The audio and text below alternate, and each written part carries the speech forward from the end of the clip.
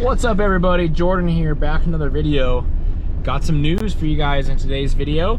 We are selling a major piece of farm equipment. I'm going to talk about it, you probably saw it in the title, what it is, why we're selling it, and we're going to get one last little look at it and say goodbye, I guess. So that's what today's video is all about. We're going to do some more things, some chores, things around the farmyard, crop check, all that stuff that you guys like to see.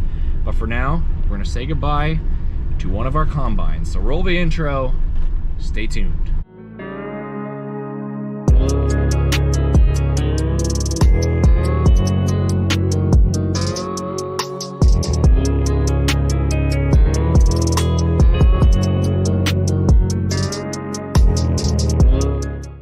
So it's put away in the shed right now, but we wanna make sure to check on the piece of equipment before it's gone. The John Deere 9610 is going away for good. This unit is sold. I've been hinting at it for a few videos, kind of dropping some little clues, breadcrumbs along the way for you. We're selling a 9610 because we got a new to us combine.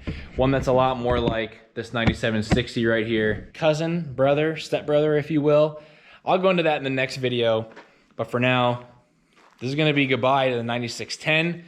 Because we sold it. The other week when someone was in the yard looking at it, that person ended up buying it, and I believe the semi will be here to bring it to South Dakota tomorrow, maybe tomorrow midday. So that'll be it. This combine is gonna go away. This has been a great combine. It ran really well. A little bit of repair money into it, honestly.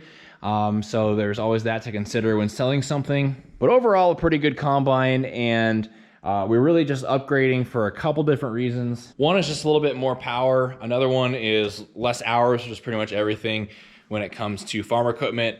Kind of similar to like mileage on cars. When you buy cars, you don't want something with 300,000 miles as much as 50,000 miles, right? And then more capacity as well. So just bigger hopper, more space, and that means more efficiency. So with this other 97 series combine that we're gonna be getting, there is going to be off the charts in what we can accomplish and how fast we can go. I'll go into the new combine in the next video. I did just want to give you guys one last look at the 9610 because this will be gone. Selling a piece of farm equipment isn't necessarily sentimental in this case especially, but it is a core piece of the farm, you know? John Deere 9610 has been on the farm for quite a few years and done a lot of harvest with it. It's been a good combine for the most part, and we're moving on to something bigger and hopefully better. Had a few things to do. We sold a header along with it and a header trailer. It should in theory be a big upgrade. I guess I didn't mention, but the biggest thing the 9610 was lacking that's just super nice is the auto steer, the auto height adjusting, the auto tilting of the headers when you go over hills and over slopes and everything. That is super nice. It's kind of a luxury, but it is very, very nice when you're going on the side of a hill or you're going on constantly changing elevations. It is nice to have that kind of automatically done for you. It's pretty cool. So now I'm headed down the road. We're gonna go check a few crops here before getting on with today's video and talking about some chores we're gonna be doing. The chores will likely be done tomorrow. It is 95 degrees actual temp, so probably over 100 real feel here in North Dakota. For all those that think this is just a cold state, should know better by now if you watch my videos. It gets pretty hot in June and July, so we are laying low today, staying inside air conditioning, and we'll do this crop check and then resume tomorrow when it is a little bit cooler. So this is the canola field right here to my right, and this is actually post bloom. There's another field or two that we have that are more vibrant yellow, but this is still decently yellow over here. And you can kind of see these are starting to kind of end the blooming process.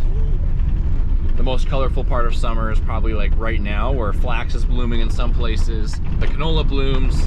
When the sunflowers come, that's pretty cool. And then of course, when the grain kind of turns from green to amber.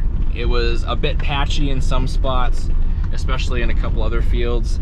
When it was planted, like some plants were real short, some were kind of taller. It seems to be pretty even now. You can see how tall the stuff is over here on the side. It's all pretty significant and doesn't look like any terrible spots to me. So we're gonna check the sunflowers as well. These have come a crazy long way since the last time I did a crop check. They're probably Well, they look like about 6 feet tall a few rows in, right in there. Otherwise, maybe in the 5-foot range.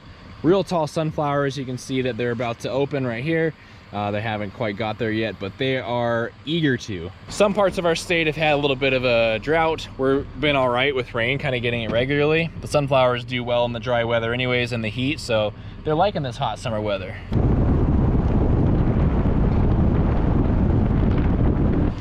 All right, this is the wheat.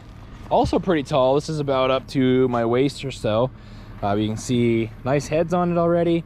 This will probably start turning any day now. It still looks pretty green, but it is pretty big and nice and full, I think. So we should have some pretty good wheat. What's really impressive as far as turning for harvest is the barley though. And this is the barley. If you really look over the whole hill and everything over here, you can see it's actually starting to turn a little bit yellow, a little bit gold. So I think pretty soon this will start to look fairly brown and ready to harvest maybe in 2 or 3 weeks. That's still pretty behind schedule. We normally start barley kind of at the beginning of August. We'll probably be mid to late August, you know, more like late August, I guess, for the barley, but it's starting to turn.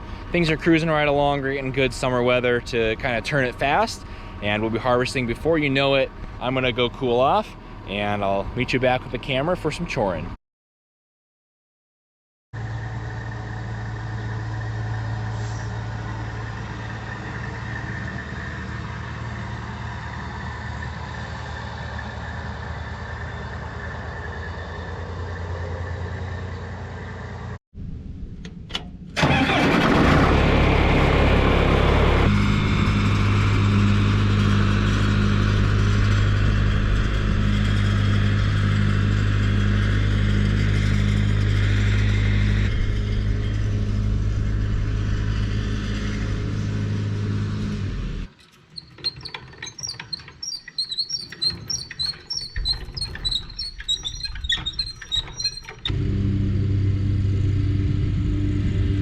Welcome back to day 2 of this video. Putting a little clip of the 9610 leaving the yard. It is gone officially. Just one combine here in the yard for now, maybe another one to come here in the next week or two. I'll fill you guys in. Right now we're gonna move some sunflowers bin to bin, clear some room for this upcoming harvest. About to start this Kenworth truck. We have the tractor all lined up with the auger already to the bin.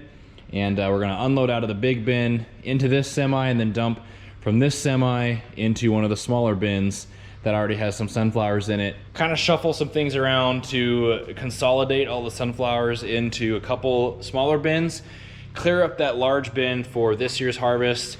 So if we need to use the fans to dry it, we can. And also to prevent having to move augers too much during harvest and everything as well. So we're gonna get this truck started up, brakes pumped up, and start moving some sunflowers.